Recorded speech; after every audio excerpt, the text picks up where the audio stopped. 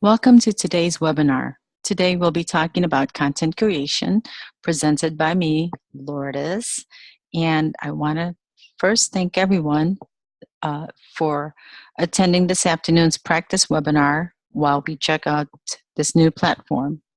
Some housekeeping rules: you are all muted, and if you have any questions, you can type them in the chat box located at the right of your screen or on top of your screen. And also, you can wait to ask questions at the end of the presentation. Let me remind everyone, this is a practice webinar, so it's not going to be uploaded anywhere except here. All right, so let's go ahead and begin. Oops. All right, so what is content creation? And what it is when you read something, you probably have a thought or comment about something you read.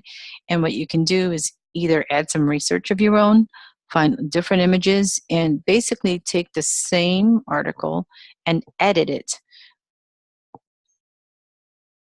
Why should you do this? Well, instead of writing and coming up with that idea, and this is what a lot of writers' blocks cure is to take something that you read and then figure out how you can rewrite it with your own opinions. And also, when you do research, you might want to add in some more expert opinions in there. And it looks like it's your original content because it kind of is. You just had an idea from somebody else's content, and that's totally fine. Where can you find content? Well, you can use Google to do some research. You can follow some of the influencers on social media, some forums, online communities, and of course, the paper and watching news. Here are some links to where you can find content, and these are just a few that I put up here. There's hundreds more where you can get content and do some editing there. Once you find that topic that you want to cover, you want to keep track of it, and this would be like your calendar or editorial calendar. So you can write down your topics to your left, find that, put the original link there. If it's an influencer's name, put their name on there, and what social media profiles you found. Here's another example of a blog post calendar.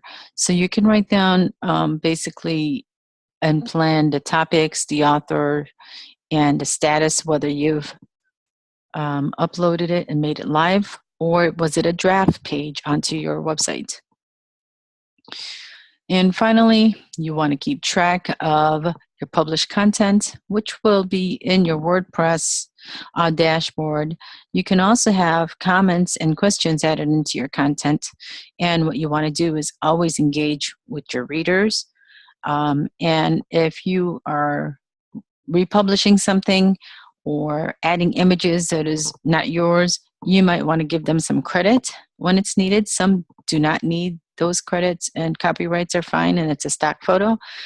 And then once you publish something, you want to put it on your social media like LinkedIn, Facebook, and wherever your audience hangs out. So anyways, that's it for our test webinar. And thank you again for joining, and I'll answer your questions now. Thanks.